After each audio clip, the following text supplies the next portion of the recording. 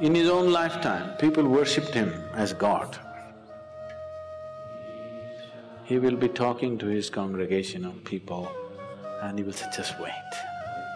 He will go inside and ask his wife, what's cooking today?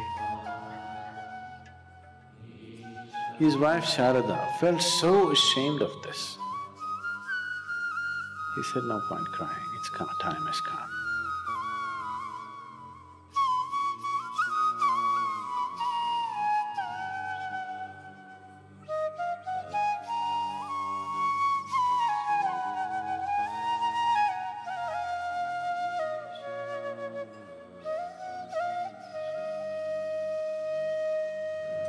Because they don't want to be clients to bad designers.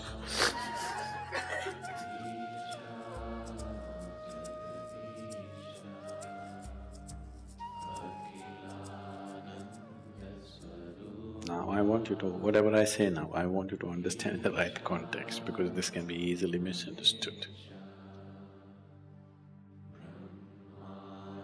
What is enlightenment?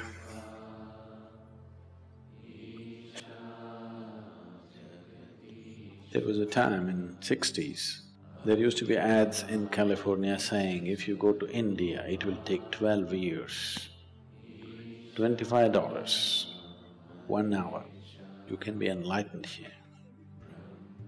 There used to be ads where all you have to do is wear headphones, wear some fancy-looking goggles and you would have… and they'll also put something into you. Together, it gave you such a psychedelic experience.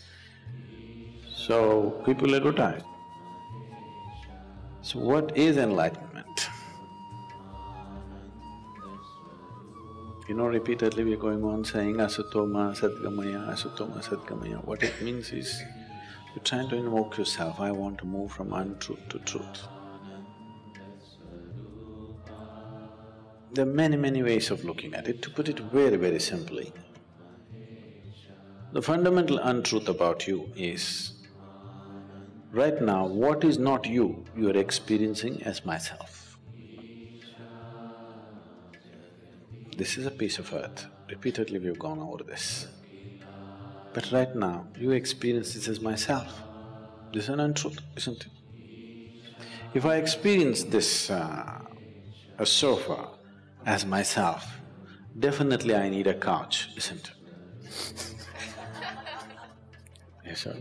So, if you think, I am this vessel, you're definitely a case, isn't it? Treatment needed or no? Yes. Yes, if I think I'm a vessel, I need a treatment, but my body, this was also dug out of the planet. This was also dug out of the planet. Yes? This is also a piece of earth, this is also a piece of earth, isn't it? If I can think this is me, why can't I think this is me? It's like I have an additional chamber in my head. Nice, isn't it? Extra chamber would help. But for sure it's madness, isn't it? This being me is definitely madness. Please look at it. This being me, is it not madness? Your only comfort is everybody is like this. Yes, that's how it is in the asylum. That's how it is. Just because everybody is like you, that doesn't make it the right thing. I know we are a democratic country, majority rules, whatever the majority says, that becomes the truth. But that is not how it works in existence. What is, what is not, that's all. If you're in line with it, life works one way. If you're not aligned with it, it works another way. It's as simple as that. So, if you realize, I am not this, not intellectually, if experientially, if a clear separation happened, it would be natural to keep this aside and walk away, isn't it? You are calling it by all kinds of bad words like death. No. I thought I am this vessel and continuously I carried it. One day I realized, oh my God, this is not me. It's natural for me to keep it down. And said, yeah, isn't it? Isn't it so? So that's all they did. You're exaggerating it. Enlightened people leaving their body and going away. When they realized this is not it, they just kept it aside. If they had some more business, they could pick it up. They had no business, they kept it and went. Sensible way to live or not? If you have business with this vessel, you carry it around. You have no business with it, you leave it there. So when the realization happens, 99% of the time, enlightenment and leaving the body happens at the same time. Unless you understand the mechanics of the body, you can't hold on to the body. People who are on the path of devotion, usually you will see, most of them will die young. It's not death. The moment they realized, they kept it aside and walked away. You will see, right through history, any number of yogis and realized beings always live in the range of between 28 to 36 years. That's where they live. Have you noticed this? India is replete with such people. That's the time they live. You heard of Ramakrishna Paramahamsa? You heard of Vivekananda? He was the first yogi who came to United States in 1893. He was the first yogi. His guru was Ramakrishna Paramahamsa.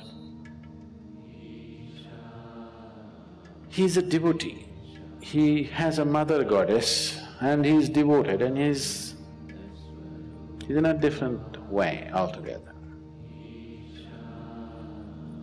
In his own lifetime, people worshipped him as God. He was not crucified, he was worshipped because his presence and this thing was so phenomenal. But he was mad about food. He will be talking to his congregation of people and he will say, just wait. He will go inside and ask his wife, what's cooking today? His wife Sharada felt so ashamed of this. She said, what is your problem? Even I'm not bothered about food, what is your problem?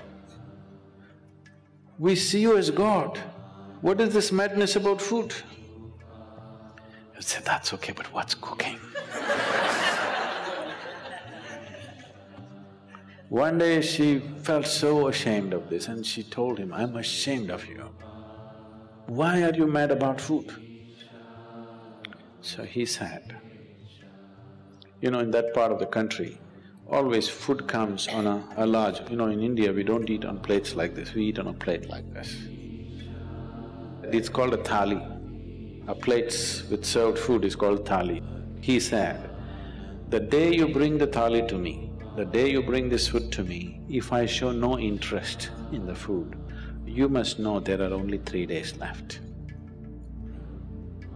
He said this and 7 years passed after that. After 7 years, one day, he always had this habit of sitting on a swing and eating. So he would sit on the swing and eat. She brought the thali and he looked away. She burst out crying. Suddenly she realized, only 3 days left. He said, no point crying, it's come, time has come. 3 days later, he left. So he was using his desire for food consciously to kind of stay with the body. If he doesn't desire food, he will go. So every day telling himself, food, food, food, food, food, food, That's not his nature, but he's creating the desire just to keep it going all the time.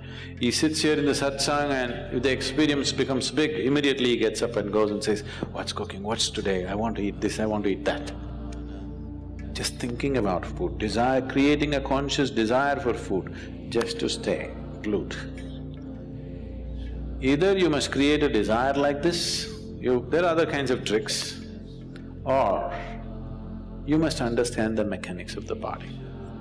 Understanding the mechanics of the body takes a certain amount of involvement, it doesn't just come. Realization can happen in a moment, understanding won't happen in a moment, it takes lifetimes of work.